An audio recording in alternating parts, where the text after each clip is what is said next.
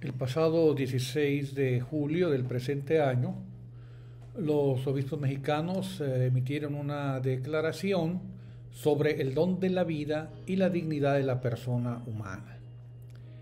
Esta declaración está dirigida a todas las personas y señala que el pueblo de México sufre los embates de la cultura de la muerte.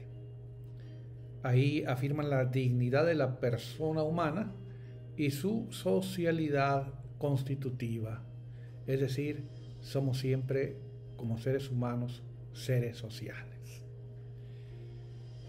Mencionan que el año 2020 será recordado no solamente por la pandemia que nos azota como humanidad y naturalmente también en nuestro país, sino que también será recordado por la violencia y la inseguridad que se hacen sentir fuertemente entre nosotros.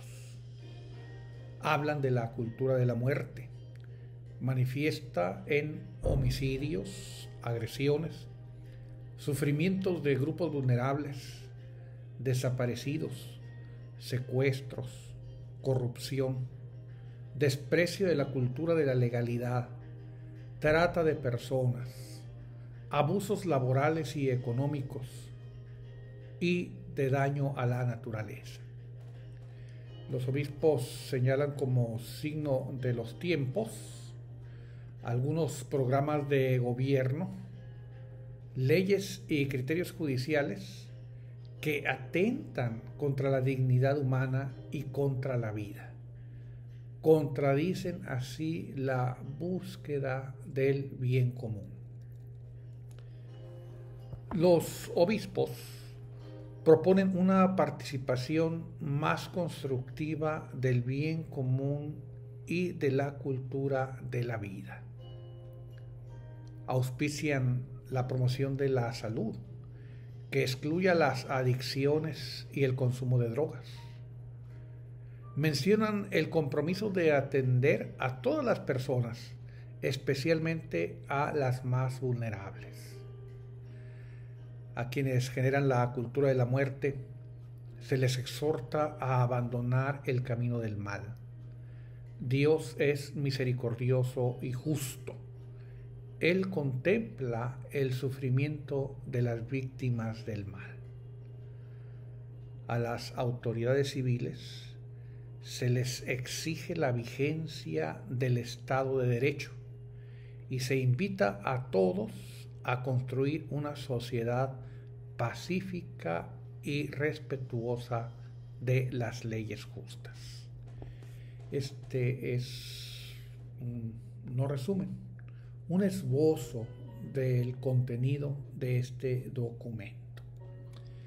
Quisiera a continuación hacer alguna mención sobre la llamada cultura de la muerte. La cultura de la muerte se contrapone a la cultura de la vida. Si bien es cierto, como se hace notar en el documento, que la presencia de la cultura de la muerte aqueja a nuestra sociedad, es también necesario reconocer que encontramos signos de una cultura de la vida. Menciono a continuación algunos de ellos.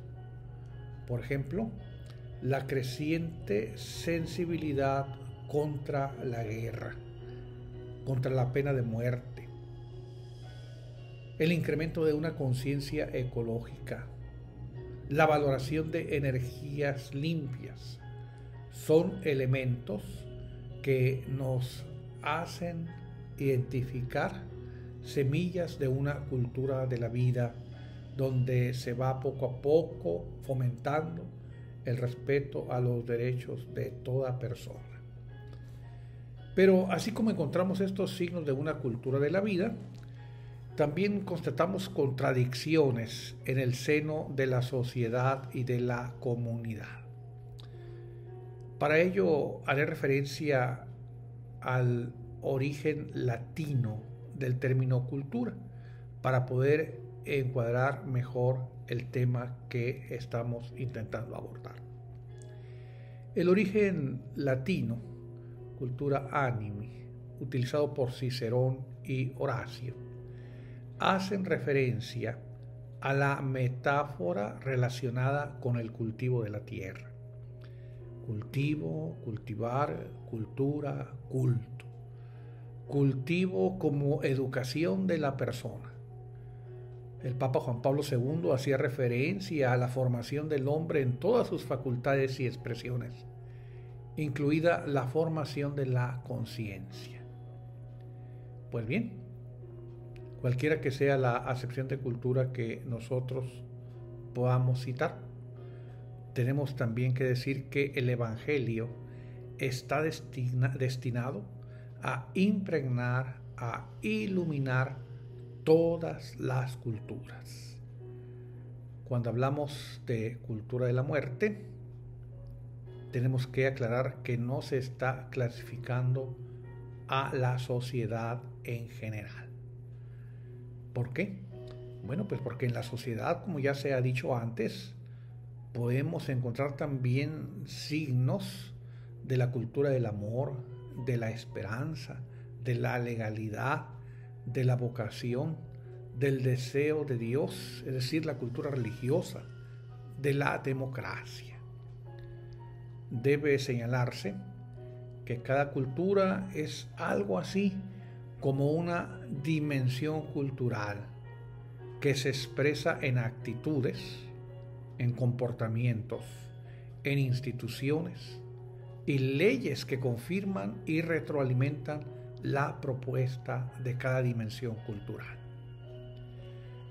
Cuando la Iglesia habla de la cultura de la muerte, asume su responsabilidad de denunciar la difusión de toda esta anticultura que se desarrolla en medio de una confusión ideológica y ética. La cultura llamada de la muerte busca el consenso.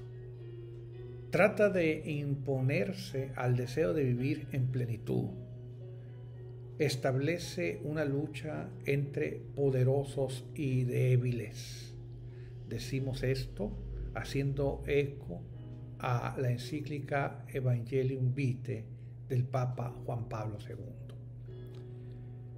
En nuestros días constatamos una pérdida del sentido de la sacralidad de la vida humana. Y al perderse la conciencia del valor de la vida humana, se puede descartar lo que se considera que no sirve. Estamos asistiendo a un criterio eficientista, utilitarista, que no tiene suficientemente en consideración el valor de la persona humana. Hay actitudes que surgen de esta minusvaloración del ser humano. Podemos mencionar entre ellas la indiferencia como tolerancia extrema. Me da lo mismo esto que aquello, todo es igual. Asistimos así a un relativismo donde cada quien hace lo que quiere sin importar la otra persona en muchas ocasiones.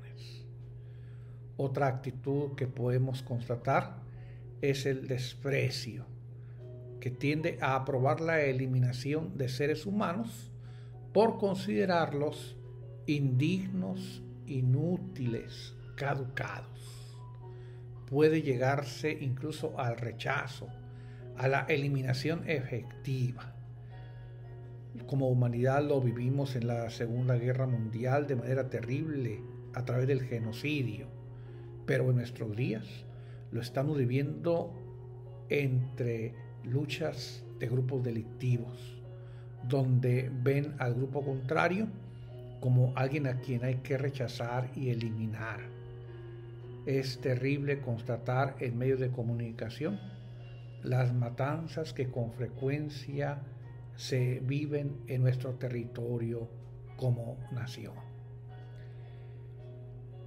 Podemos y constatamos que ha habido siempre personas aisladas que sostienen posturas extremas ante la vida. Pero en nuestros días Asistimos al surgimiento de consensos sociales que promueven la cultura de la muerte. Tenemos así que la cultura de la muerte se plasma en estructuras sociales. De nuevo, citando a Juan Pablo II, decimos que son estructuras de pecado. En sentido estricto, debe decirse que la cultura de la muerte, en el fondo, es anticultura. La cultura es el cultivo de la persona.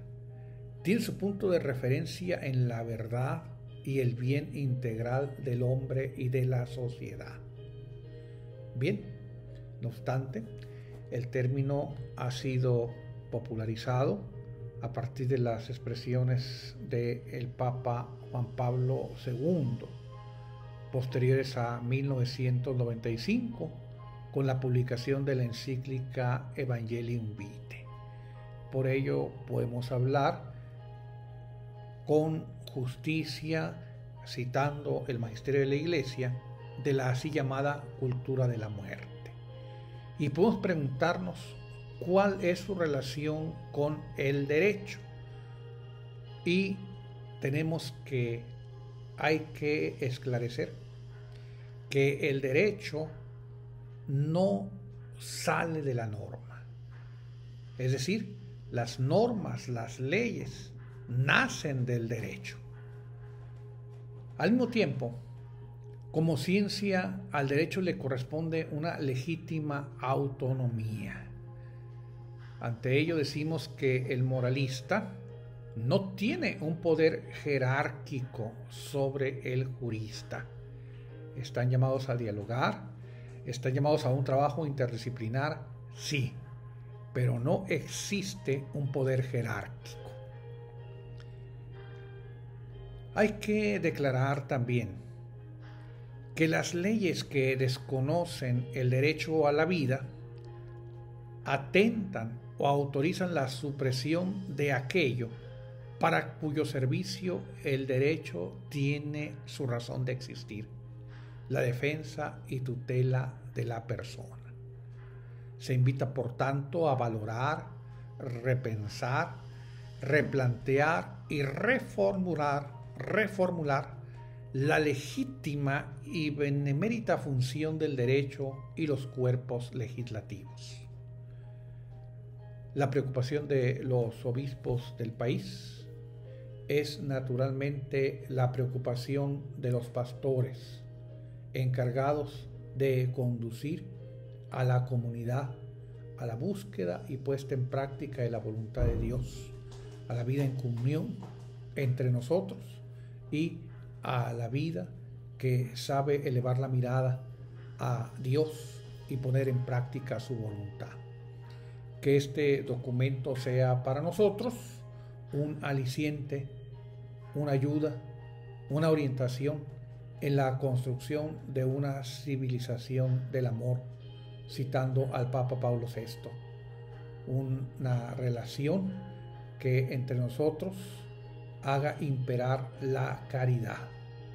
Acordémonos que la manifestación por excelencia de la caridad es el diálogo. Seamos gente de diálogo, gente de escucha, gente que busca comprender al otro y a través del diálogo, de la comprensión, ser artífices de una sociedad más humana.